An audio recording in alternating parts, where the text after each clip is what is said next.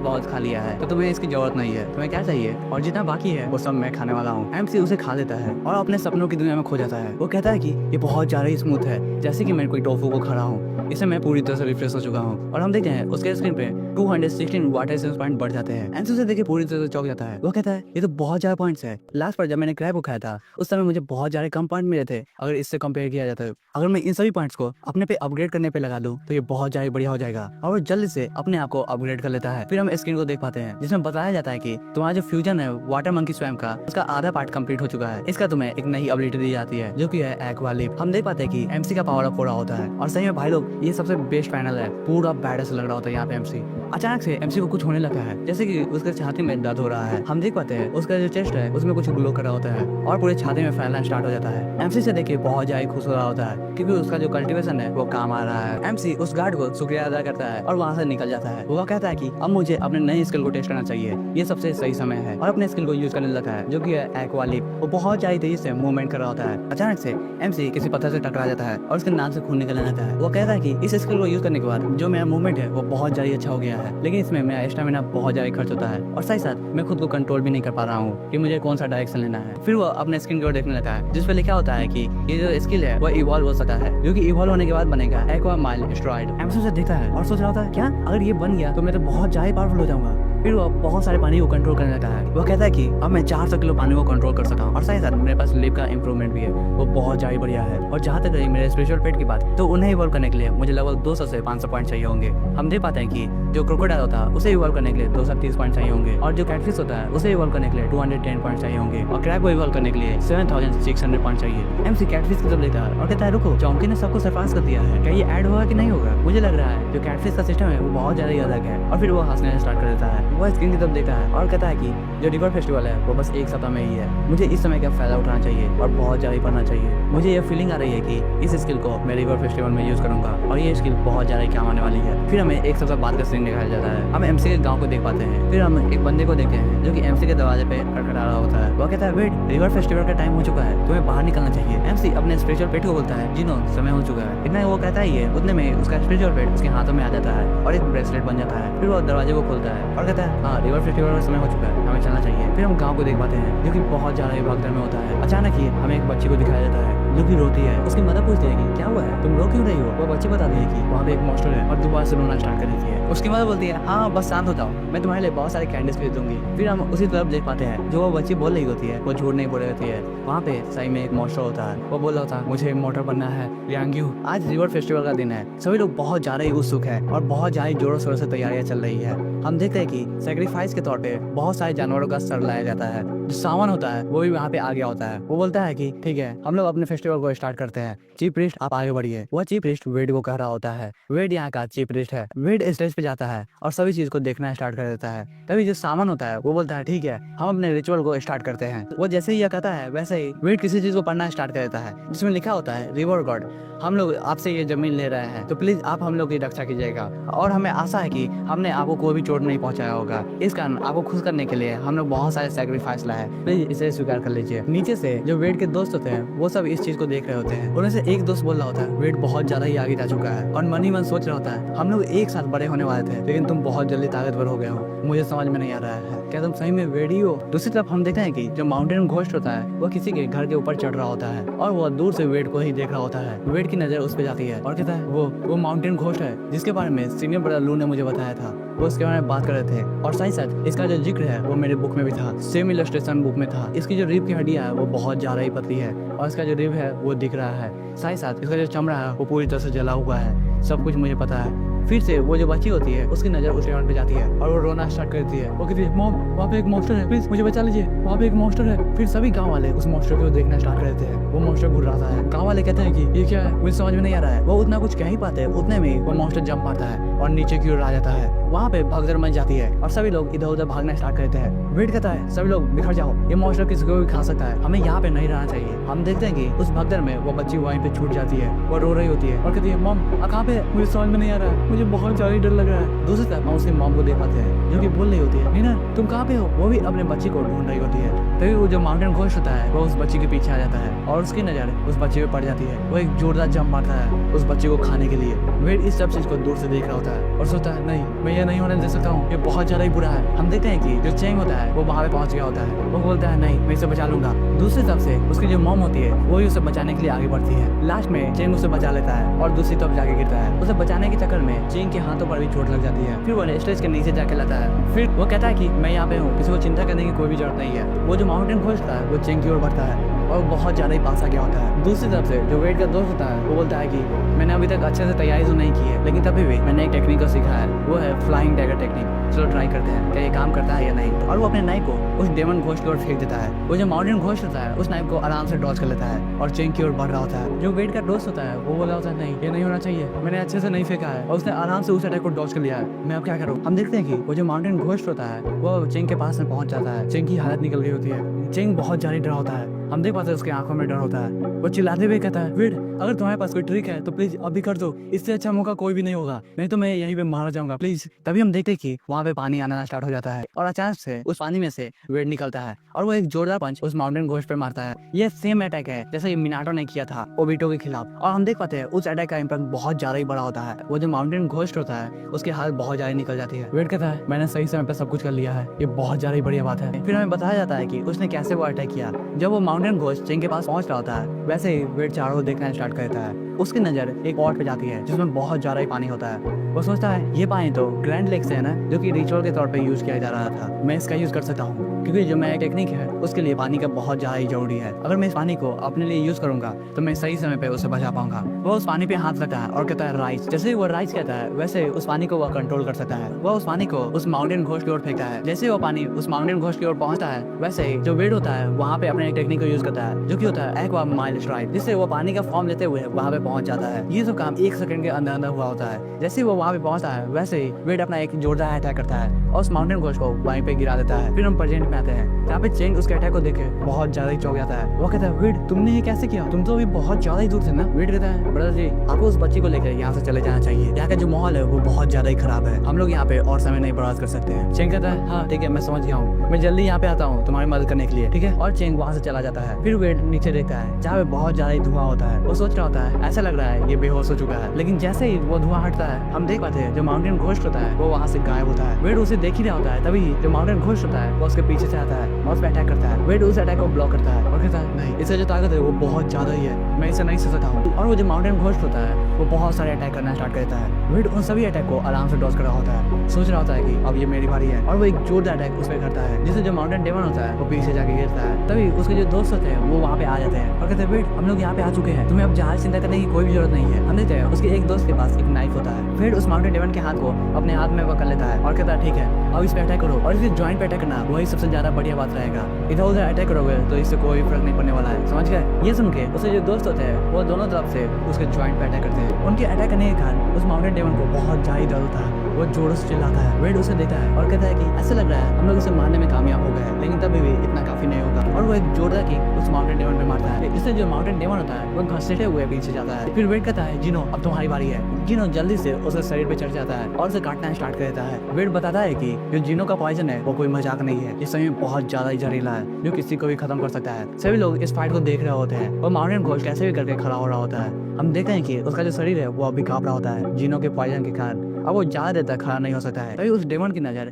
उस गांव वालों पे पड़ती है। वो जल्दी से उन पे अटैक करने के लिए आगे बढ़ जाता है। गांव वाले ये देख के बहुत ज्यादा चौंक जाते हैं और पीछे की ओर भाग रहे होते हैं। फिर हम वेड को देखते हैं, उसके पास में एक लकड़ी का टुकड़ा होता है। वो उसे अपने हाथों से पकड़ता है और कहता है कि अब ये मौका है, और वो उस लकड़ी को जोर से फेंक देता है। जो लकड़ी होता है वो एक नाइफ पे जाके लगता है। वो जो लकड़ी होता है वो नाइफ को और ज्यादा ताकत दे देता है, जिससे वो जो नाइफ होता है वो उसके आर पार चला जाता है। फिर वेड उसी लकड़ी पे एक जोरदार किक मारता है जिससे जो माउंटेन डेमन होता है वो वहीं पे मर जाता है। वेड कहता है ऐसा लग रहा है ये सब खत्म हो चुका है, लेकिन तब भी जो माउंटेन डेमन होता है वो कुछ कहने की कोशिश कर रहा होता है। वो कहता है इमोर्टल लियांग्यू। सभी गांव वाले उसे बात करते हुए देखे हैं और कहते हैं कि वो क्या कह रहा है। दूसरा कहता है ये बात कर रहा है कैसे, ये तो एक मॉन्स्टर है ना। ऐसा लग रहा है जो रिवर गॉड है वो हम लोग को पनिशमेंट दे रही है, हमें कुछ करना चाहिए। ये सब चीज वेड के दोस्त भी देख रहे होते हैं। वो कहते हैं कि जो गांव वाले हैं वो हार रहे हैं, हम लोग ऐसा नहीं चलने दे सकते हैं, नहीं तो हमारी जो गांव की शांति है वो खत्म हो जाएगी। वेट कहता है नहीं, यह एक गिफ्ट है जो कि हमारे विलेज को मिला है एक आशीर्वाद के तौर पे। वो अपने चाकू को निकालता है और उस माउंटेन डेमन के गर्दन को काट देता है। उसे गर्दन को एक हाथ से उठाने के बाद वो कहता है कि यह एक परफेक्ट ऑफरिंग है रिवर गॉड के लिए, हमें उसे देना चाहिए। वो जैसे ही ये कहता है वैसे ही सिस्टम अपेयर होता है जिसमें बताया जाता है कि जो रिवर गॉड का फेवर है वो बढ़ चुका है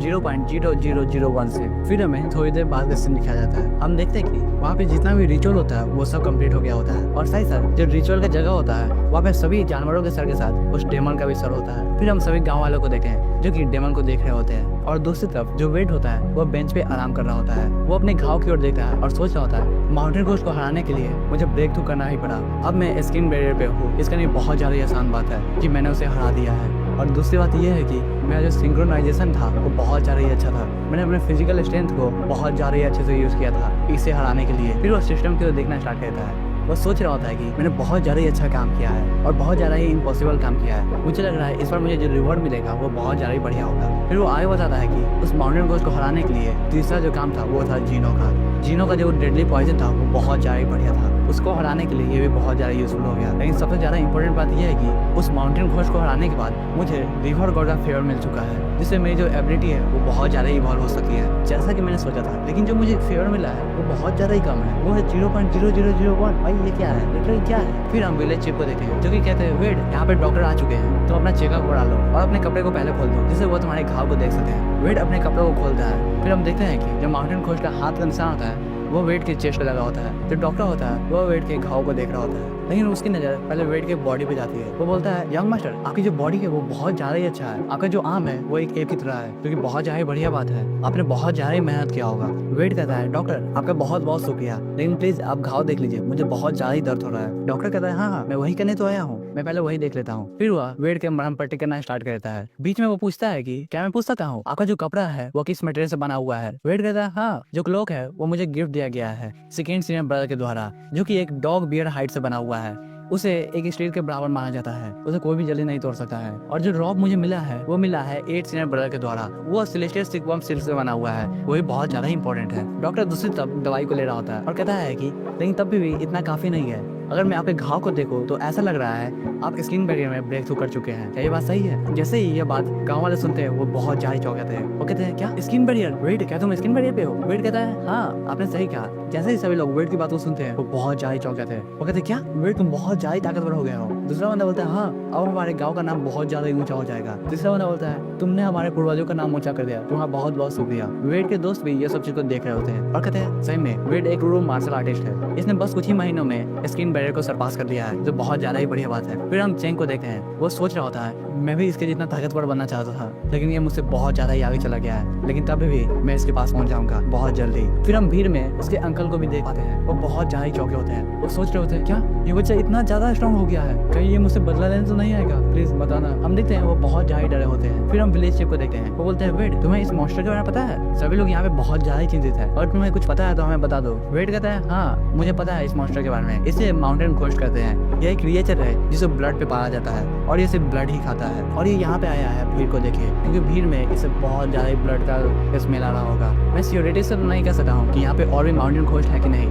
लेकिन ये बहुत ज्यादा ही अजीब है। यहाँ पर मैंने 2 बार माउंटेन घोस्ट देख लिया है, ऐसा कभी भी एक साथ नहीं होता है, यहाँ कुछ ना कुछ जरूर अजीब है। इस बात को सुन के सभी गाँव वाले बहुत ज्यादा डर गए होते हैं और पूछते हैं क्या कुछ अजीब है। उनमें से एक बंदा बोलता है सभी लोग उधर देखो, उसका जो चेहरा है वो कुछ ज्यादा जाना पहचाना नहीं लग रहा है। वो आगे बोलता है कि हाँ ऐसा लग रहा है वो चेहरा लाइट और जहां की तरह दिख रहा है। सभी लोग बात करने लगते हैं हाँ सही में उस कमीने की तरह इसका चेहरा लग रहा है। दूसरा बंदा बोलता है ये कैसे पॉसिबल हो सकता है, मुझे कुछ समझ में नहीं आ रहा है। वेट उन सबकी बातों को सुनता है और सोचता है लाइट और जहां, अगर मैं सभी डॉट को कनेक्ट करूँ तो ये बात पॉसिबल हो सकता है।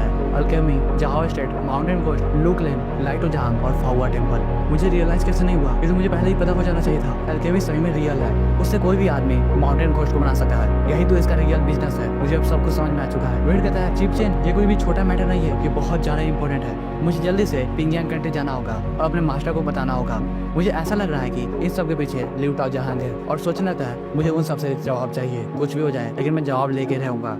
फिर हम लोग वेट को एकेडमी में देखते हैं, वहाँ पे मास्टर की वाइफ आती है और कहती है वेट तुम यहाँ पे क्यों आए हो, तुम यहाँ पे बहुत ज्यादा मुश्किल से आते हो, पक्का है यहाँ पे कोई जरूरी काम होगा। वेट रिस्पेक्ट शो करता है और कहता है मेरी तरफ से आपको ग्रीटिंग, लेकिन मैं यहाँ पे कुछ रिपोर्ट करने आया हूँ मास्टर से। क्या मुझे पता चल सकता है मास्टर कहाँ पे है? जो मास्टर की वाइफ होती है वो बोलती है कि मास्टर भी कहीं पे गए हुए हैं जरूरी काम से, क्या हम लोग आराम से बात कर सकते हैं? वेट कहता है ठीक है। फिर हम वेट को बैठे हुए देखते हैं। वो कहता है मिस, मुझे पक्का भरोसा है कि ये जो माउंटेन घोस्ट का इंसिडेंट है वो जहाओ स्टेट से कनेक्टेड है। जो मिस्ट्रेस होती है वो हंसती है और कहती है तुम सही में बहुत ज्यादा चालाक हो लिटिल लाइन, इसमें कोई भी चौंकने की बात नहीं है। जो तुम्हारे मास्टर है वो तुम्हें इतना ऊंचा क्यों देखते हैं? वेट इस बात को सुन के बहुत ज्यादा चौंक जाता है और कहता है ऐसा लग रहा है आपको ये सब बात पहले से पता है। जो मिस्ट्रेस होती है हंसती है और कहते हैं हाँ मुझे इन सब के बारे में पहले से ही पता था, और मुझे ये भी पता था जब ये बात तुम्हें पता चलेगी तो तुम बहुत ज्यादा डरने लगोगे। लेकिन कभी भूलना मत तुम्हारे जो मास्टर है वो बहुत ज्यादा ताकतवर है। वो पूरे पिंगयांग सिटी में इकलौते बंदे हैं जो कि टाइगर हंटिंग रेल पे है, तो उन्हें कभी भी नीचा मत देखना। फिर सीन स्टेप होता है और हमें घोष मदरसे के स्ट्रॉन्ग हाउस का सीन दिखाया जाता है। वहाँ पे 3 आदमी कहीं पे जा रहे होते हैं, तभी एक बंदा ऊपर की ओर देखना स्टार्ट करता है और कहता है वहाँ देखो वहाँ पे कुछ है, हम लोग पे अटैक कर दिया गया है, जल्दी से अलार्म को बजाओ। हम देखते हैं कि आसमान में बहुत बड़ी स्वॉर्ड होती है जो कि पूरे एक शहर को बर्बाद कर सकती है। वो स्वॉर्ड एक बंदे के सामने आके रुक जाती है, वो बहुत ज्यादा डरा होता है। फिर हम वेट के मास्टर को देख पाते हैं जो कि कहते हैं कि मैं यांग डोंग चियांग हूँ, तुम लोग अपने आप को सरेंडर कर दो नहीं तो मेरे हाथों से मार जाओगे, समझ गए? फिर हमें वेट को दिखाया जाता है जो कि ट्रेनिंग कर रहा होता है। वो सोचता है कि यहाँ पे आए हुए 2 दिन हो चुके हैं, लेकिन मिस्ट्रेस ने कहा था मुझे यहीं पे रुकना चाहिए और मास्टर के प्लान में इंटरफेयर नहीं करना चाहिए। उन्होंने मुझे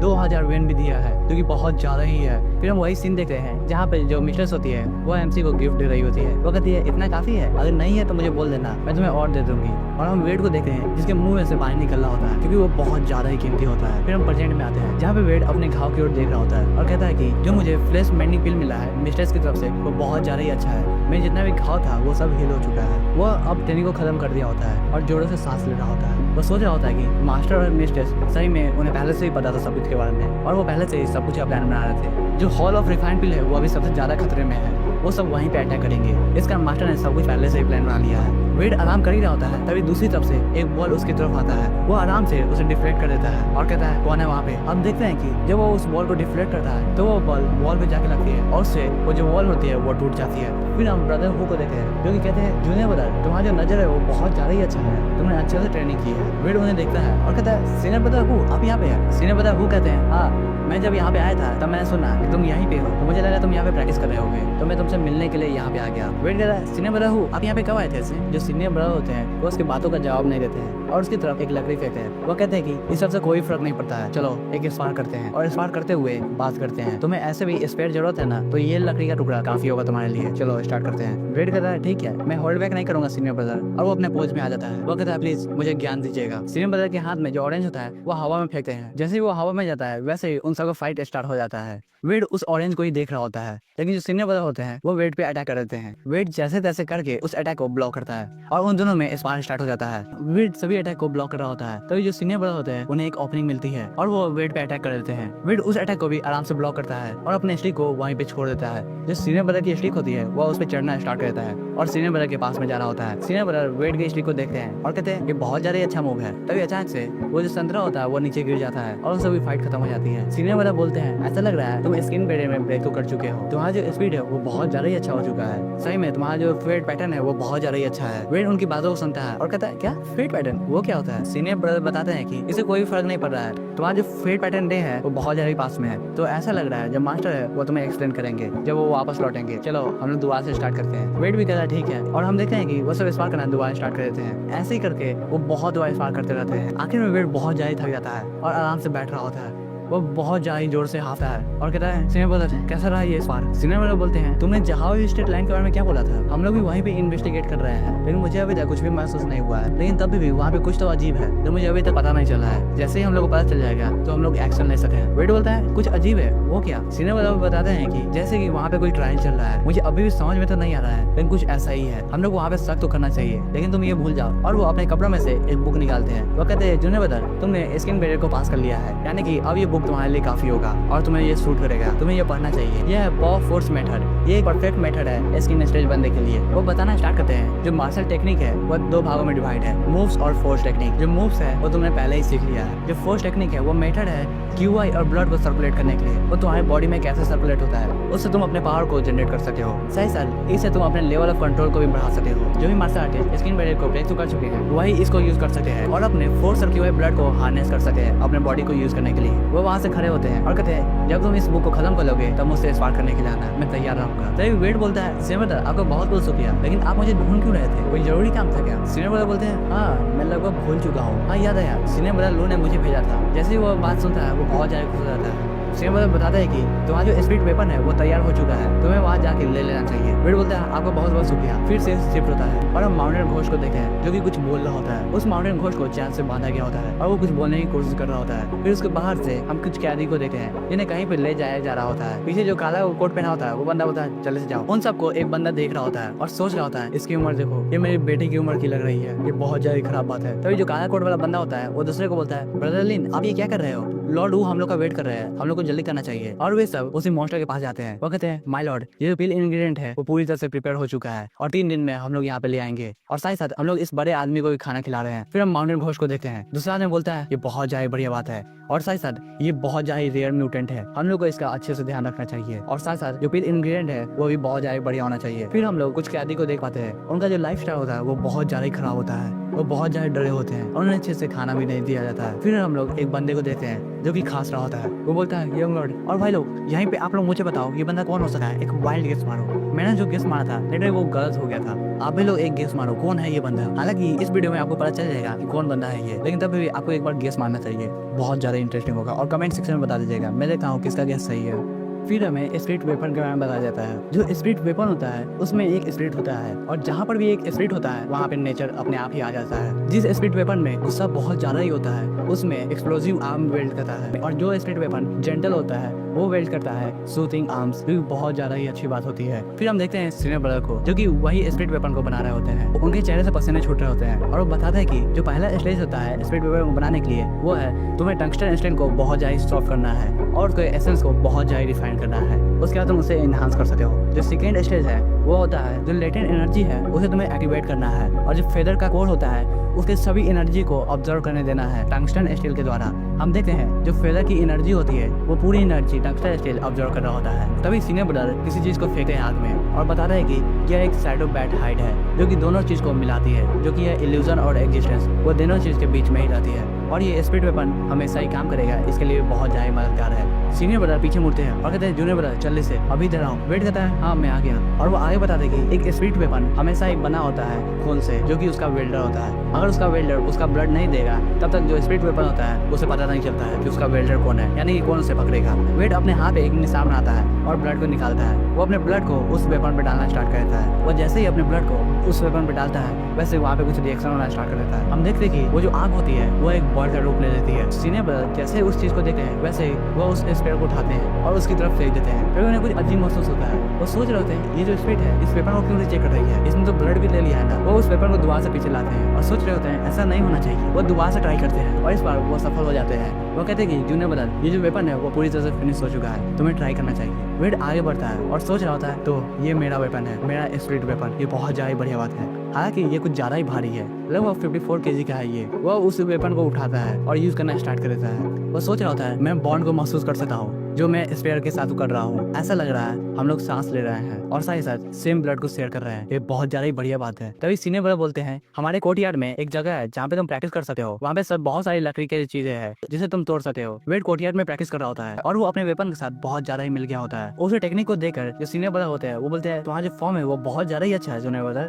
तुमने अभी तक अपने स्पेयर का नाम नहीं रखा है, तुम इस स्पेयर का नाम क्या रखोगे? वेट कहता है आज से मैं इसे फूबो कहूंगा। तभी पीछे से एक आवाज आता है और कहता है ऐसा लग रहा है तुम्हारा वेपन कंप्लीट हो चुका है। वेट पीछे की ओर देखता है और कहता है सीनियर ब्रदर हूँ आप यहाँ पे क्या कर रहे हैं? और साथ साथ आपके साथ सीनियर ब्रदर जू भी है। हम देखते हैं जो ग्रीन बाल का बंदा होता है उसका नाम जू जी सुहाई होता है। वेट कहता है सीनियर ब्रदर जू आप यहाँ पे क्या कर रहे हैं, आपको कोई काम है क्या? सीनियर ब्रदर हूँ बोलते हैं हाँ इसे पहले बोलने दो, इसे मास्टर ने इन्वेस्टिगेट करने के लिए भेजा है, ये अभी क्या करके आया है? सीनियर ब्रदर जू हंसते हैं और बोलते हैं हाँ जो ओबरा हाउस है वो इंडिया कलर करने के लिए बहुत ज्यादा बढ़िया जगह है। तभी जो सीनियर ब्रदर लू होते हैं वो बोलते हैं ठीक है लिटिल फोर्स जल्दी से बताओ तुम्हें कुछ यूजफुल इन्फॉर्मेशन मिली है या नहीं? ग्रीन बाल वाला बंदा बोलता है हाँ मुझे बहुत ज्यादा इन्फॉर्मेशन मिली है, और खास करके मुझे ये भी पता चल चुका है जो घोस्ट मर्डर का हाइड आउट है वो कहाँ पे है। वो बताता है कि जब मैं वहाँ पे इन्वेस्टिगेट कर रहा था, फिर हम उस सीन को देखते हैं, वहाँ के आसपास बहुत ज्यादा ही औरतें होती है और जो सिनेमा ब्रदर जू होते हैं वो दारू पी रहे होते हैं। उनके बगल में से 3 बंदे जा रहे होते हैं। सिनेमा ब्रदर जू की नजर उन पे पड़ती है और सोच रहे होते हैं सही में मुझे अभी तक समझ में नहीं आ रहा है, ये जो बंदे हैं वो दिन की रोशनी में काला कोट पहन रहे हैं, सभी को इस पर शक हो जाएगा कितने मूर्ख आदमी है। फिर हम देखते हैं एक लेडी उनके पास आती है और कहती है यंग मास्टर जू क्या आप मेरे साथ पीना पसंद करेंगे। दूसरी लेडी बोलती है मैं भी आपके साथ पीऊंगी। अब हम प्रेजेंट में आते हैं जहाँ पे सिनेमा ब्रदर जू बोलते हैं हालांकि मैंने वहाँ पे बहुत ज्यादा इन्फॉर्मेशन गैदर किया है और मुझे ये भी पता चल गया है कि उनका हाइड आउट कहाँ पे है, वो फॉरवर्ड टेम्पल के बगल में है और मेरा मिशन कंप्लीट हो चुका है इसी के साथ। हम देखते हैं कि जो सिनेमा ब्रदर जू है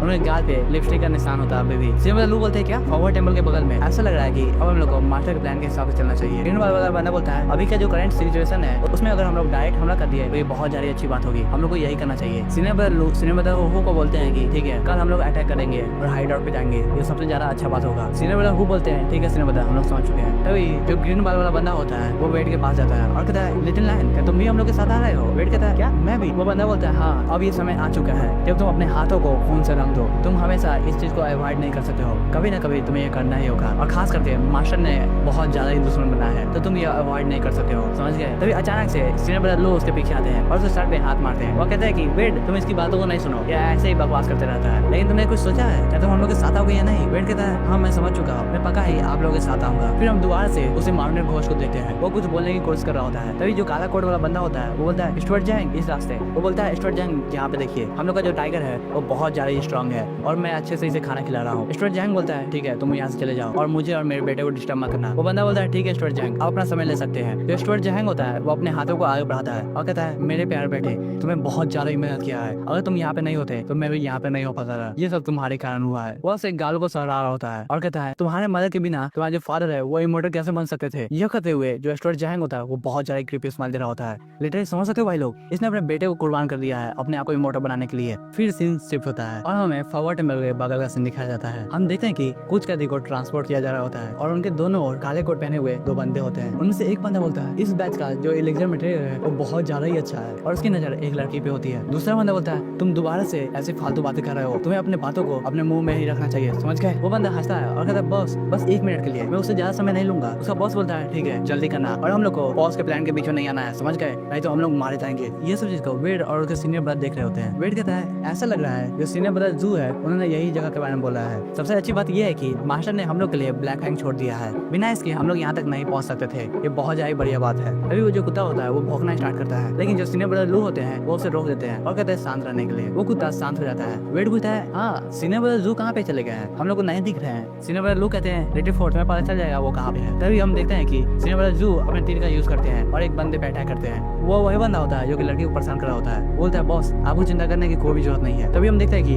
वो तीर उस पर लग जाता है और वो बंदा दीवार पे जाकर लगता है जिससे वो जो दीवार होती है वो टूट जाती है और जो बाकी का बंदा होता है वो बोलता है हम लोग पे अटैक कर दिया गया है, जल्दी से सब लोग साथ आ जाओ। फिर हम सीनियर ब्रदर हु को देखते हैं जो कि बोलते हैं यही जू का सिग्नल है, हम लोग को अब अटैक करना चाहिए। सीनियर ब्रदर लू बोलते हैं हाँ चलो और वो बहुत ज्यादा तेजी से दौड़ना स्टार्ट कर देते हैं। वो तेजी में वो जो दरवाजा होता है उसे तोड़ देते हैं और अंदर पहुंच जाते हैं फॉरवर्ड टेम्पल के। उनके बॉडी से ऑरा रिलीज हो रहा होता है और वो बहुत ज्यादा ताकतवर दिख रहे होते हैं। उनके सामने बहुत सारे ब्लैक कोट पहने हुए बंदे होते हैं लेकिन वो थोड़ा भी डरते नहीं है। पीछे से वेड उन्हें देख रहा होता है और कहता है कि इतनी ताकत अब मुझे पता चला जो हॉर्स रेन वॉरियर है उनकी ताकत कितनी होती है, उन्होंने पूरे दरवाजे को ही तोड़ दिया, वो भी इतना ज्यादा। सीनियर ब्रदर हु बोलते हैं जूनियर ब्रदर तुम्हें यहीं पे नहीं रुकना है, हमें भी आगे बढ़ना चाहिए, समझिए। वेट कर रहा है ठीक है। फिर हम सीनियर ब्रदर लोग के फाइट को देख पाते हैं। वो एक पंच में ही एक बंदे को खत्म कर रहे होते हैं। तभी अचानक से 2 बंदा उनके पीछे आ जाता है। सीनियर ब्रदर लोग उन्हें नहीं मार सकते थे क्योंकि वो बहुत ज्यादा पीछे होता है। साथ वे सब अपने वेपन को बहुत ज्यादा पास लिया होते हैं। तभी हम देखते हैं कि जो सीनियर ब्रदर जो होते हैं वो तेजी से उन सबको खत्म कर देते हैं। यह देखकर और वो स्माइल देते हैं। फिर हम वेट का और सीनियर ब्रदर हु का फाइट को देख पाते हैं। वो सभी फाइटिंग बहुत ज्यादा अच्छी चल रही होती है। सभी लोग वेट को खेल लेते हैं और कहते हैं कि ये बंदा स्पेयर को यूज कर रहा है, यानी कि ये बहुत ज्यादा कमजोर होगा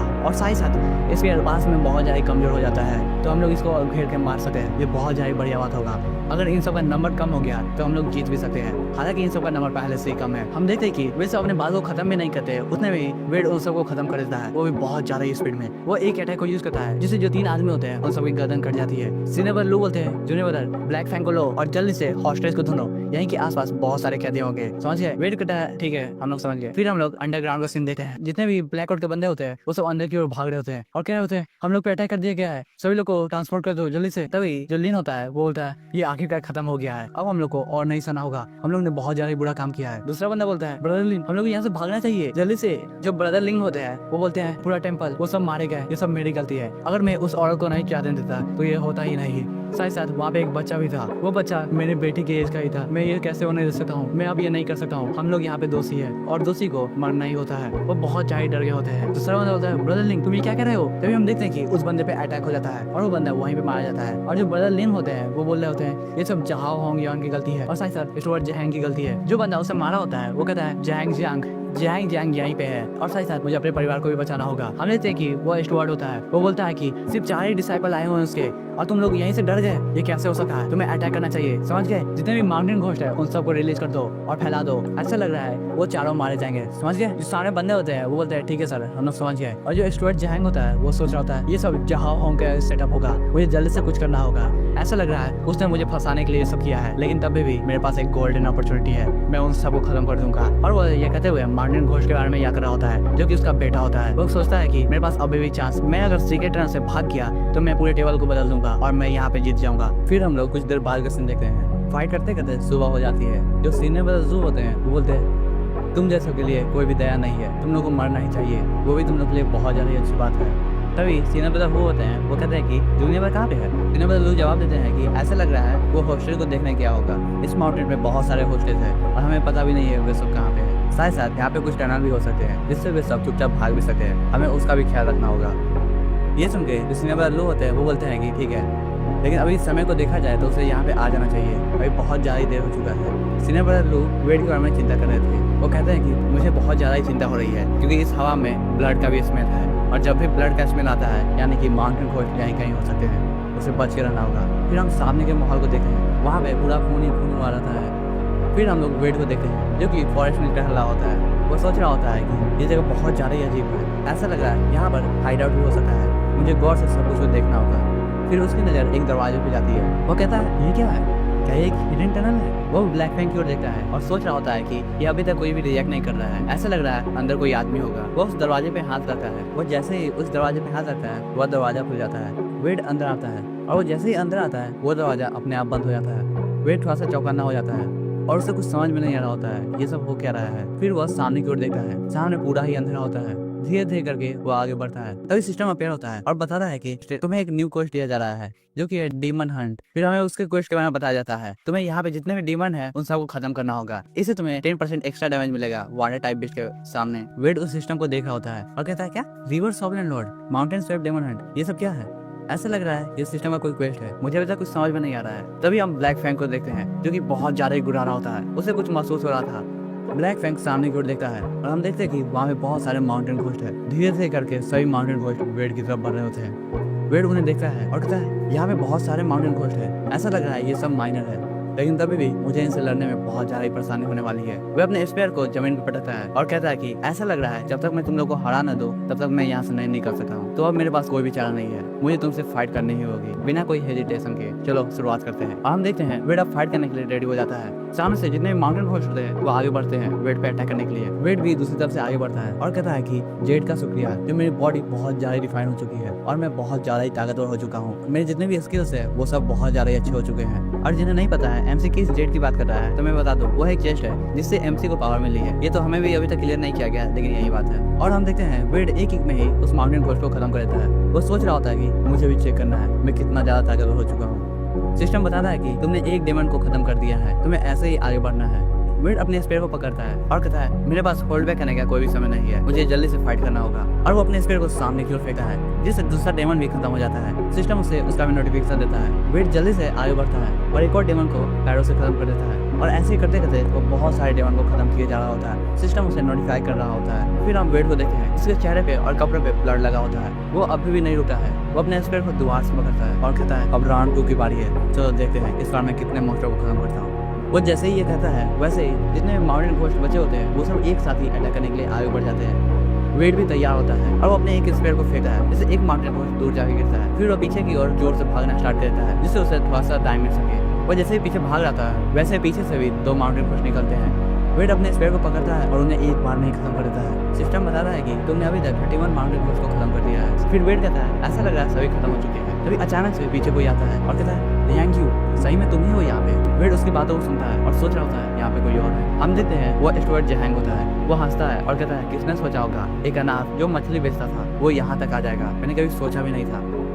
ये तो एक परफेक्ट टाइमिंग है, मैं तुम्हारे लिए एक गिफ्ट लाया हूँ। हम देखते हैं कि उसके हाथ में एक बंदा होता है। वो आगे कहता है कि देखो तुम्हारा जो बेटा है उसका एक डिसाइपल आया हुआ तुम्हें बचाने के लिए। वेड उस बूढ़े की ओर देखता है और कहता है क्या, ये तो इंस्ट्रक्टर लू के फादर है। ये देख के वेड बहुत ज्यादा गुस्से में आ जाता है और कहता है जहांग मेरे सीनियर ब्रदर्स यहीं पे है, आज तुम खत्म होने वाले हो, चुपचाप उन्हें छोड़ दो। यह बात सुन के जो स्टुअर्ट जहांग होता है वो हंसता है और कहता है क्या, मैं यहाँ पे खत्म होने वाला हूँ, ये कैसी मजाक की बात है। वो अपने शब्दों को खत्म ही कर पाता उतने में पीछे से एक और माउंटेन घोस्ट आता है जो कि बहुत ज्यादा ही बड़ा होता है और वो दीवार को तोड़ के आया होता है। हम लोग इसे साइज से कंपेयर कर सकते हैं वेड से। वेड उसके सामने बहुत ज्यादा ही छोटा लग रहा होता है। वेड कहता है ये क्या है, मुझे कुछ समझ में नहीं आ रहा है। और वो जो माउंटेन घोस्ट है वो बोलता है चलो देखते हैं कौन किसे खत्म करता है आज। दूसरी तरफ जो सीनियर ब्रदर्स होते हैं वो वेड को ढूंढ रहे होते हैं। तभी जो सीनियर ब्रदर जो होते हैं वो बोलते हैं सीनियर ब्रदर हम लोग अभी लिटिल नाइन के लिए बहुत ज्यादा चिंतित है, हमें इतना ज्यादा चिंता करने की कोई भी जरूरत नहीं है। और सीनियर ब्रदर वो बोलते हैं हाँ ये जो माउंटेन है यहाँ पे बहुत सारे माउंटेन घोस्ट है, लेकिन तभी भी वो सब बहुत ज्यादा ही कमजोर है और जो लिटिल नाइन है वो भी स्किन बैरियर पे है, तो उसके लिए बहुत ज्यादा अच्छी बात है। उन सब की बात को सुनकर जो सीनियर ब्रदर लोग होते हैं वो बताता है कि मुझे लिटिल नाइन की चिंता नहीं है, मुझे चिंता इस बात की है कि यहाँ पे ग्रेटर माउंटेन घोस्ट भी हो सकता है जो कि बहुत ज्यादा ही ताकतवर है। अगर कंपेयर किया जाए तो वो सब और सीजन पे है और उनकी ताकत बहुत ज्यादा ही है। फिर हम वेड को देखते हैं जिसके पसीने छूट रहे होते हैं। वो सोच रहा होता है जब से मैं इस दुनिया में आया हूँ तब से सबसे ज्यादा खतरनाक सिचुएशन मैं अब भी फेस कर रहा हूँ। ये बहुत ज्यादा ही खतरनाक है, इसके हाथ को देखो ये बहुत ज्यादा ही मोटा है और ये एकदम चिंपांजी की तरह है, मैं इसका सामना भी नहीं कर सकता हूँ। इसकी जो ताकत है वो मेरे से बहुत ज्यादा ही अलग है। इसमें कोई डाउट की बात नहीं है कि इसका जो ताकत है वो हर शरण के बंदे के बराबर है। लेकिन क्या मैं अभी सरेंडर करने वाला हूँ? नहीं, ऐसा कभी भी नहीं होने वाला है। मैं यहाँ तक कभी पहुँचा हूँ लड़कर, मैं कभी भी किसी से हारता नहीं हूँ। मैं दोबारा से ट्राई करूंगा, मैं गिव अप कभी भी नहीं कर सकता हूँ। और यह कहते हुए वो अपने फेयर को पकड़ लेता है। वो बताता है कि जो डेंजर है वो लाइफ का एक पार्ट है और मुझे उसका सामना करना होगा। यह कहते हुए वो सामने की ओर अटैक करने के लिए रेडी हो जाता है। जो माउंटेन घोस्ट होता है वो भी वेट पे अटैक करने के लिए रेडी हो जाता है। एमसी बता रहा है कि जो मेरा पिछला लाइफ था वो बहुत ज्यादा ही बुरा था, उस समय भी मैंने हार नहीं मानी थी, तो मैं अभी इसके सामने नहीं हार मानूंगा। हम देते हैं वो अपने स्पेयर को सामने लाता है। तभी जो माउंटेन घोस्ट होता है वो एमसी पे अटैक कर देता है। एमसी उस अटैक को डॉज करता है और जो माउंटेन घोस्ट होता है वो बार बार एमसी पे अटैक किया जा रहा होता है। एमसी हर अटैक को डॉज कर रहा होता है। अचानक से जो माउंटेन घोस्ट होता है वो एक जोरदार पंच मारता है। एमसी उसे स्पेयर से ब्लॉक करने की कोशिश करता है, लेकिन उसका जो असर होता है वो उसके बॉडी पर बढ़ जाता है। उसे बहुत ज्यादा ही दर्द हो रहा होता है, इस कारण वो पीछे की ओर आता है। लेकिन माउंटेन घोस्ट वहीं पे नहीं रुकता है, वो अपनी स्पीड का यूज करता है और एमसी से कीप अप करता है। वो जल्दी से वेट के पास आ जाता है और एक जोरदार पंच उस पर मारता है। एमसी जंप करके उस अटैक को डॉज कर लेता है, लेकिन हम देख पाते हैं उस अटैक का पावर बहुत ज्यादा ही होता है। पीछे से जो जहांग होता है वो सब कुछ को देख रहा होता है। वो सोच रहा होता है ये कमीना, ये बच्चा मार्शल आर्ट सिर्फ आधे साल तक किया था, लेकिन ये इतना ज्यादा ताकतवर हो गया, मुझे समझ में नहीं आ रहा है। इससे आज मरना ही होगा। अगर ये बहुत ज्यादा ही ट्रेनिंग कर लेगा तो ये मेरे रास्ते का कांटा बन सकता है। फिर हम फाइट करते हैं, दोनों आमने सामने होते हैं और एक आखिरी अटैक करने के लिए रेडी होते हैं। पीछे से जहांग बोलता है मेरे बेटे तुम आज इसे मार दो, अगर ये जिंदा रहा तो मुझे बहुत ज्यादा ही परेशानी हो सकती है, समझ गए? वेड अपने स्पेयर को सामने रखता है और उस पर एक अटैक करता है। हम देखते हैं वेड का अटैक उस पर लैंड कर जाता है और उसके हाथ पे एक बहुत बड़ा हमला होता है। दूसरी तरफ जो माउंटेन घोस्ट होता है वो भी अपने अटैक को नहीं चूकता है। वह वेड पे एक जोरदार अटैक करता है जिससे वेड पीछे जाके गिरता है और वो खास रहा होता है। यह देखकर जो स्टुअर्ट जहांग होता है वो हंसना स्टार्ट करता है। वो कहता है कि तुम क्या सोच रहे थे कि तुम जीत जाओगे? ऐसा कभी भी नहीं होने वाला है, तुम एक मछुआरे हो और तुम्हारी वही औकात है, समझ गए? फिर हम वेड को देखते हैं जो कि उठने की कोशिश कर रहा होता है। वो सोचता है कि नहीं, हम दोनों के बीच का जो पावर गैप है वो बहुत ज्यादा ही है, मैं इसे आराम से नहीं हरा सकता हूँ, मुझे कुछ करना ही होगा। तभी सिस्टम अपेयर होता है और बताता है कि जो डेमन हंट का टाइम था वो खत्म हो चुका है और तुम्हारे रिवॉर्ड को कैलकुलेट किया जा रहा है। वेड उसे देखता है और सोचता है ये क्या हो रहा है। सिस्टम बताता है कि तुमने 32 डेमन को खत्म किया है, इस कारण तुम्हें रिवॉर्ड मिला जा रहा है, तुम्हें फेवर ऑफ रिवर मिला है और साथ ही साथ तुम्हारा जो फ्यूजन है वो भी बढ़ चुका है। क्या तुम फ्यूज करना चाहोगे? वेड बोलता है फ्यूज, ये क्या है? शायद ये मेरा लक है, लेकिन अगर सोचा जाए तो लक भी ताकत का ही एक पार्ट है। और वो बोलता है ठीक है मैं फ्यूज करूंगा। जैसे ही वो ये बोलता है वैसे ही सारी जगह काली हो जाती है और वेट सोच रहा होता है मैं कहाँ पे आ चुका हूँ, ये क्या है? तभी उसकी आंख खुलती है। वो कहता है मैं अपने बॉडी को हिला नहीं पा रहा हूँ, ये क्या हो रहा है? और हम एक ड्रैगन को देखते हैं जो कि कहता है रिवर लॉर्ड, क्या आप सही में हम लोग का सामना करने वाले हो? वेट सोच रहा होता है रिवर लॉर्ड कौन है ये? जो लॉर्ड होते हैं वो बोलते हैं हाँ तुम लोगों ने कानून का उल्लंघन किया है, इस कारण तुम लोग को मरना ही होगा।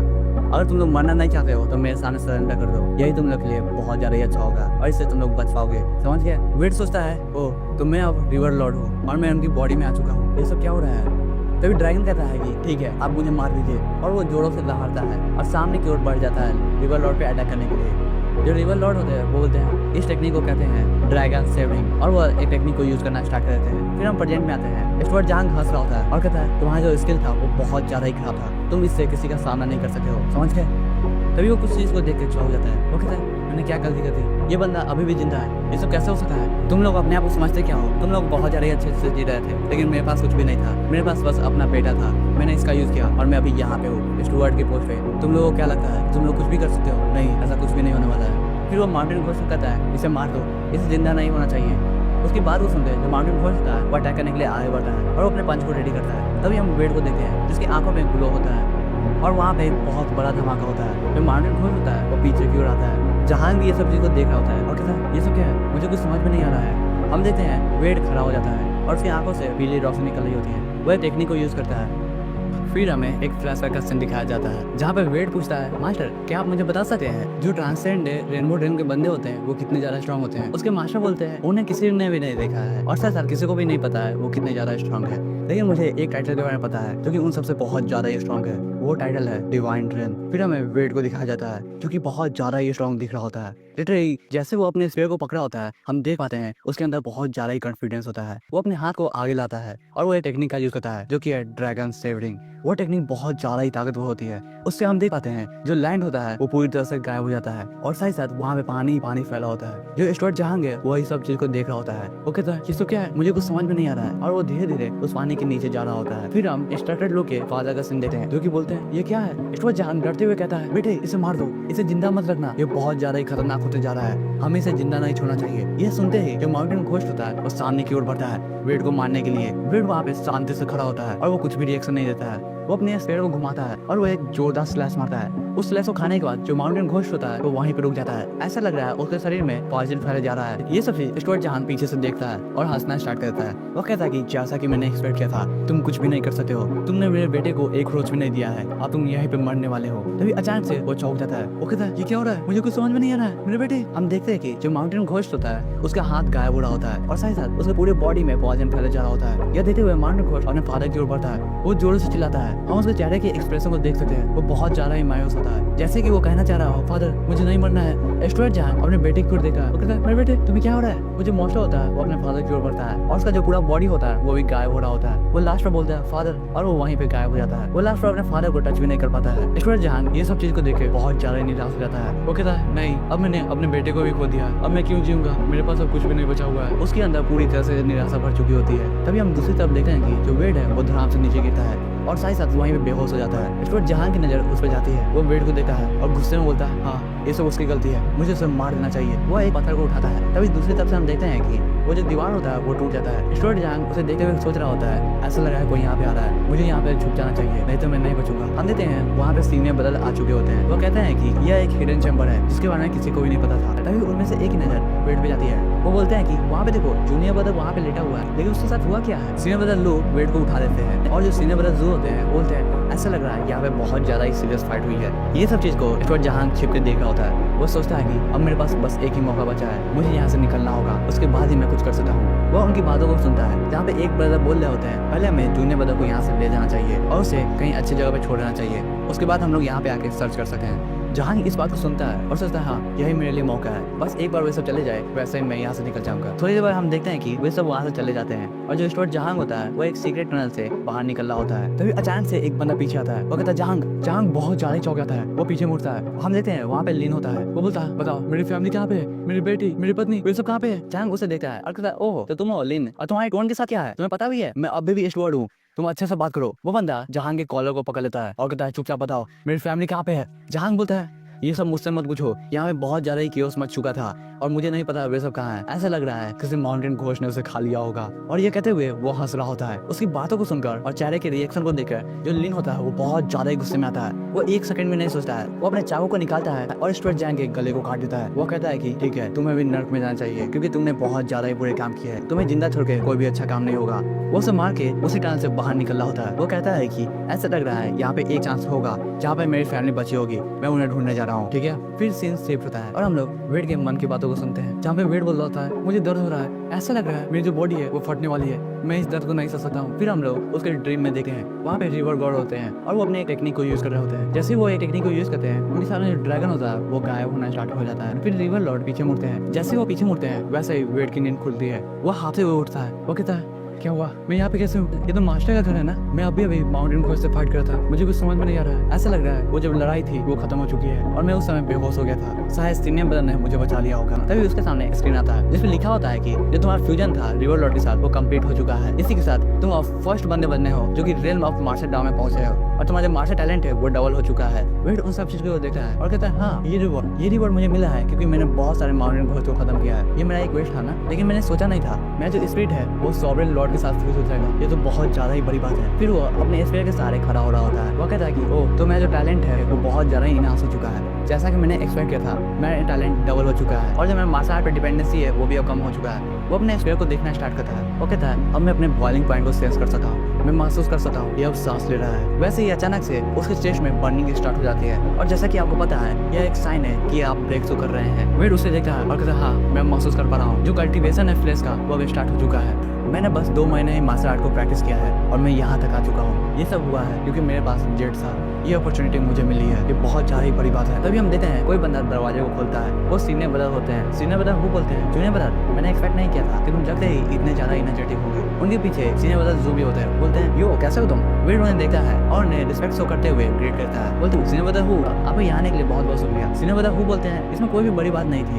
हम लोग यहाँ पे आए थे तुमसे कुछ बात करने के लिए। क्या तुम्हें कुछ पता है हिडन चैम्बर में क्या क्या हुआ था, तुम वहीं पे थे लास्ट बार। वेड उन्हें बताता है कि जब मैंने माउंटेन घोष को खत्म किया था उसके बाद मैं बेहोश हो गया था और हाँ बहुत सारे माउंटेन घोष को वो स्टुअर्ट जहान कंट्रोल कर रहा था और मन ही मन सोच रहा होता है ओ तो सीनियर ब्रदर को उस ग्रेटर माउंटेन घोष के बारे में कुछ भी नहीं पता है, मुझे इसके बारे में सीक्रेट रखना चाहिए नहीं तो जेट के बारे में सबको पता चल जाएगा। वेड की बात को सुनकर जो सीनियर ब्रदर जू होते हैं बोलते हैं ओह तो ऐसी बात है, लेकिन वहीं पर जो स्टुअर्ट जहान के मारा गया था। वेड इस बात को सुनकर बहुत ज्यादा चौंक गया था। वो कहता है क्या वो वहीं पे मारा गया था और सोचने लगता है क्या ऐसा हो सकता है कि कोई बंदा हम लोग के बैटल को देख रहा हो और सो कोई ना कोई प्रॉफिट हो रहा हो। मुझे कुछ समझ में नहीं आ रहा है, लेकिन अगर वो जहां मैन से नहीं था तो उसने हमारी मदद क्यों नहीं की। सीनियर ब्रदर हु बोलते हैं ठीक है अब मैं मास्टर को जा रहा हूँ रिपोर्ट करने, तुम्हें अभी आराम करना चाहिए समझिए। और वो आगे कहते हैं कि जो हम लोग का नेक्स्ट प्लान होगा उससे हम पूरे जहां मैंने वो खत्म कर देंगे। तभी सीनियर ब्रदर जू बोलते हैं कि मैंने सुना है तुम्हारा जो घर है वो रेनोवेट हो रहा है, क्या तुम वहाँ पे गए हो। वेड बोलता है क्या मैं घर रेनोवेट हो रहा है। फिर हम लोग वेड के घर के सामने का सीन देखते हैं, वेड वहाँ पे पहुंच चुका होता है। वो कहता है ओह तो ये मेरा घर है, ये अब 2 कोर्टयार्ड का घर बन चुका है, ये बहुत ज्यादा ही बड़ा है और यहाँ पे सिर्फ एक बंदा रहने वाला है, मुझे अभी भी समझ में नहीं आ रहा है इतना बड़ा घर का मैं क्या करूंगा। वेड वो वहाँ पे देखे सभी वर्कर्स बोलते हैं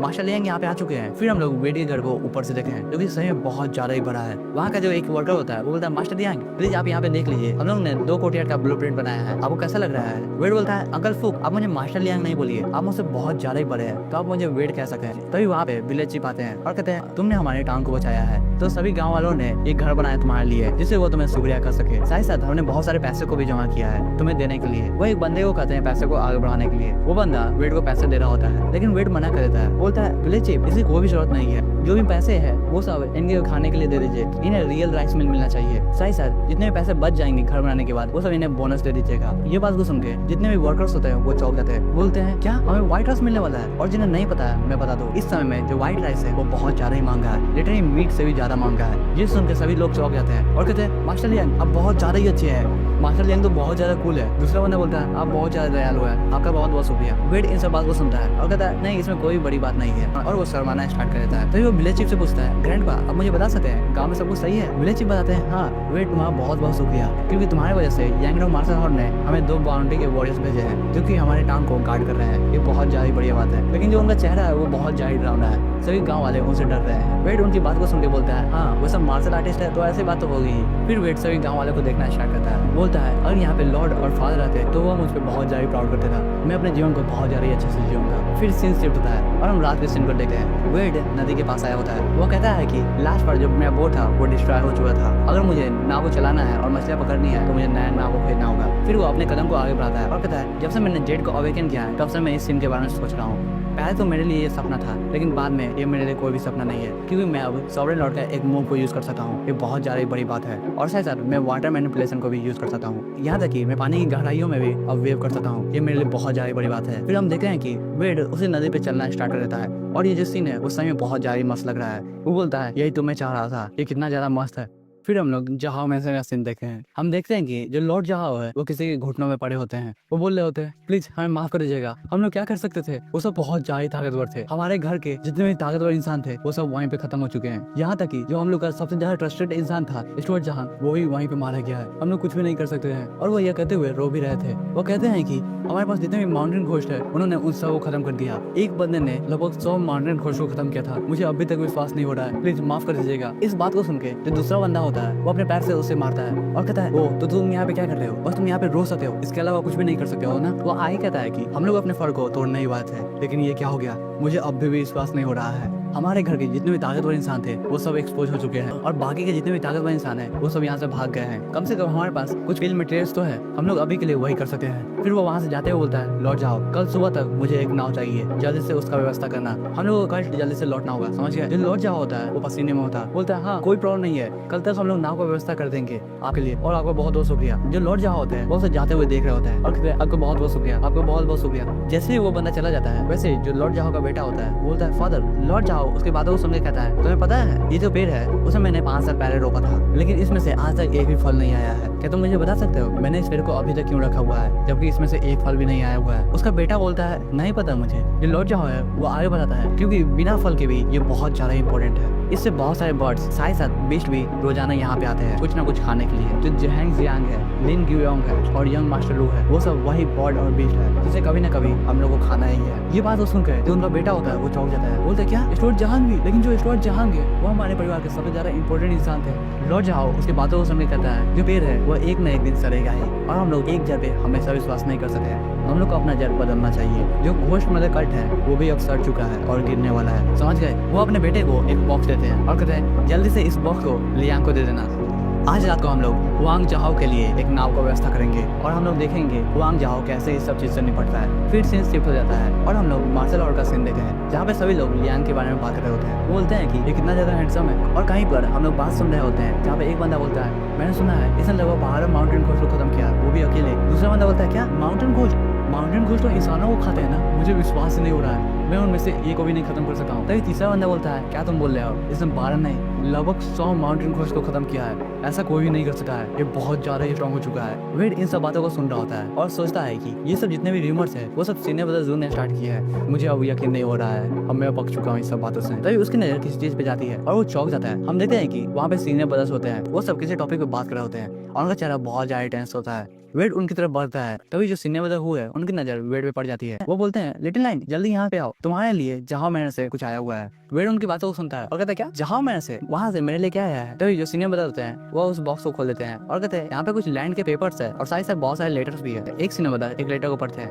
उसमें लिखा होता है कि ये जितने भी 100 के पेपर्स है वो सब 2300 टेल्स ऑफ सिल्वर के हैं और इसे वेन में बताया जाए तो ये 4.6 मिलियन है। ये मेरी तरफ से माफी के तौर पे है, प्लीज इसे रख लेना और बाकी के जितने भी गिफ्ट है वो सब आपस में बांट लेना जब तक हम लोग दोबारा नहीं मिलते हैं। जो सीनियर ब्रदर इस पेपर को पढ़ रहे होते हैं वो बोलते हैं लॉर्ड जाओ एक नॉर्मल आदमी नहीं था और इसमें साफ साफ घोस्ट मदर कल्ट के बारे में लिखा हुआ है कि वो सब कहाँ से निकलेंगे, किस टाइम पे निकलेंगे और साथ साथ उनके कॉन्टेक्ट के बारे में भी। इस बात को सुनकर जो सीनियर ब्रदर हुए वो बोलते हैं ऐसा लग रहा है वो सब पहले से एक्सपोज हो चुके हैं, इस कारण हमें सब कुछ बता रहे हैं। सीनियर ब्रदर जू बोलते हैं हाँ ये हो सकता है, ऐसा लग रहा है वो सब कोई ना कोई प्लान बना रहे हैं। तभी जो सीनियर ब्रदर लू होते हैं वो बोलते हैं ठीक है मैं अभी जा रहा हूँ मास्टर के पास उन्हें रिपोर्ट करने के लिए और साथ साथ मैं उनसे नेक्स्ट स्टेप भी पूछ लूंगा। हम लोग इस मौके को कभी नहीं छोड़ेंगे, ये बहुत ज्यादा इंपॉर्टेंट मौका है। फिर सीन शिफ्ट हो जाता है और हम लोग 1 महीने पहले का सीन देखे हैं। हम देखते हैं कि एक बंदा पूछता है ओल्ड लिव तुम दोबारा अपने पत्नी को खाना देने के लिए जा रहे हो। जो ओल्ड लिव होता है बोलता है हाँ मैं उसे भूखा नहीं देख सकता हूँ, वो हमेशा ही रिवर के पास बैठकर बोट को देखते रहती है। ये सुन के जो दूसरा बंदा होता है वो बोलता है ओल्ड लिव तुम सही में बहुत ज्यादा ही अच्छे इंसान हो। उसकी पत्नी बोलती है हाँ कम से कम ये तुम्हारे जैसा तो नहीं है, ये बहुत ज्यादा ही अच्छा इंसान है, तुम्हें भी इसके जैसा बनना चाहिए। ये सुन के जो बंदा होता है वो बहुत ज्यादा ही डर जाता है। ओल्ड लिव आगे बढ़ता है और कहता है मुझे जल्दी करना चाहिए नहीं तो मैं मेरी जो पत्नी है और मेरी जो बेटी है वो भूखे रह जाएंगे। और वो एक जंगल के रास्ते जा रहा होता है, उसे अपना एक बोट दिख जाता है। बोलता है हाँ अब मैं पहुंच चुका हूँ, बस आने ही वाला हूँ। वो अपने बेटी को बुला रहा था जू, तभी पीछे से एक बंदा उसके पास आता है। वो उसके गर्दन पे चाकू रखता है और एक पल में उसे मार देता है। हम देखते हैं जैसे वो गिरता है उसके हाथ में जो लंच होता है वो भी गिर जाता है। वो बोल रहा होता है तुम्हारे मदर का लंच, लेकिन वो पूरे सेंटेंस को कंप्लीट नहीं कर पाता है। दूसरा बंदा उस बॉक्स को उठाता है और कहता है हाँ तुम्हारा खाने का समय हो चुका है, और वो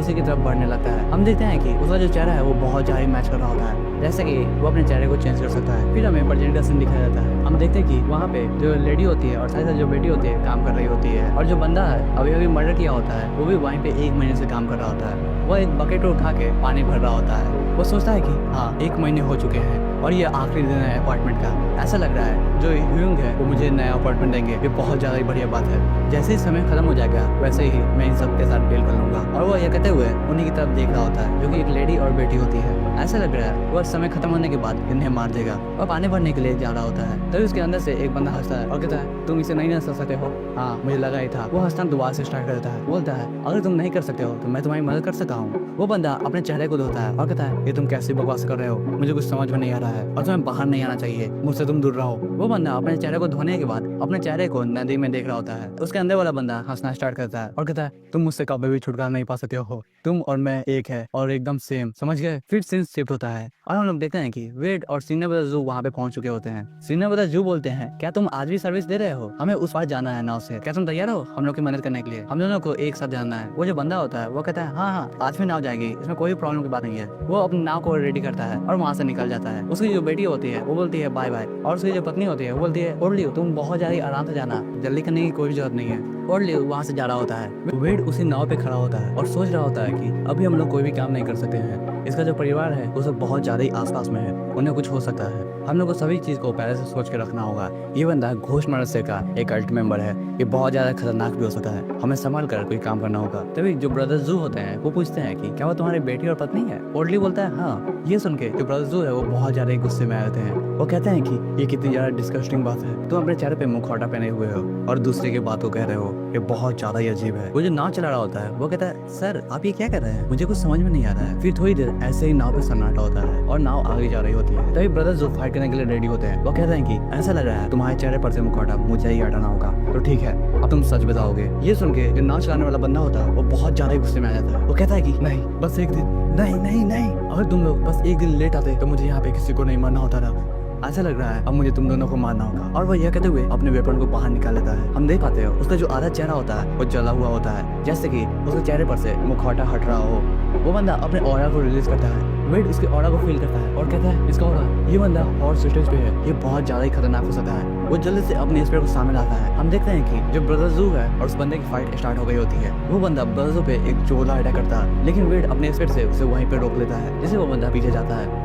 अब देख पाते हैं यहाँ पे 2v1 होने वाला है। ब्रदर जो भी यही बोल रहे होते हैं। वो कहते हैं कि ऐसा लग रहा है तुम बहुत जल्द हारने वाले हो, हम दो है और तुम अकेले, तुम कितनी देर तक अपने आप को बचा पाओगे। वो बंदा बोलता है किसने कहा कि मैं अकेला हूँ। वो इतना कहता ही है तभी पानी के अंदर से एक और बंदा निकलता है, उसके हाथों में जंजीर होती है। वो हंसते हुए कहता है तुम्हें मुझे पहले ही बाहर निकाल देना चाहिए था, तुम्हें इतनी ज्यादा प्रॉब्लम का सामना नहीं करना पड़ता। वेड उसे देखता है और सोचता है क्या यहाँ पे एक और है, मुझे कुछ समझ में नहीं आ रहा है। वो इतना सोच ही रहा होता है तभी जो बंदा बाहर निकला होता है वो जंजीरों से उसे पकड़ लेता है और पानी की ओर खींचना स्टार्ट करता है। ब्रदर जो उसे देखते हैं और उसके बारे में चिंता कर रहे होते हैं। तभी जो नाव पे बंदा होता है वो कहता है कि हम लोग घोषमंडल के गार्ड है, और मैं तुम्हें बता दूं जो घोषमंडल का मेंबर होता है वो साथ में ही होते हैं, एक रोशनी में होता है और एक अंधेरा में। मेरा जो शैडो गार्ड है वो अंडर वाटर असेसन करने में बहुत ज्यादा ही माहिर है, तुम्हें उस बच्चे की चिंता करनी चाहिए। अगर तुम मुझे 5 मिनट के अंदर अंदर हरा दोगे तभी वो बच्चा बच पाएगा, नहीं तो वो मारा जाएगा। फिर हम पानी के अंदर का सीन देखते हैं। वो बंदा जंजीरों से वेड को खींच रहा होता है। वो हंसता है और कहता है बच्चे तुम्हारा जो लंग्स है वो कुछ ही देरों में फटने वाला है, जो अंडर वाटर है वो मेरा डोमेन है, तुम यहाँ पे कुछ भी नहीं कर पाओगे। तभी उस बंदे को कुछ महसूस होता है। वो देखता है कि वो अब जंजीर को खींच नहीं पा रहा है। तभी वो एक पत्थर पे जाके लगता है। वो यह देख के बहुत ज्यादा चौंक जाता है। वो कहता है ये क्या हो रहा है, मुझे कुछ समझ में नहीं आ रहा है। फिर हम लोग वेड को देखते हैं। वो कहता है कि जब से मैंने फ्यूजन लेवल को 70% तक पार कर लिया है तब से मैं बहुत ज्यादा ही क्यूरियस था, मैं अंडर वाटर कैसे फाइट करूंगा,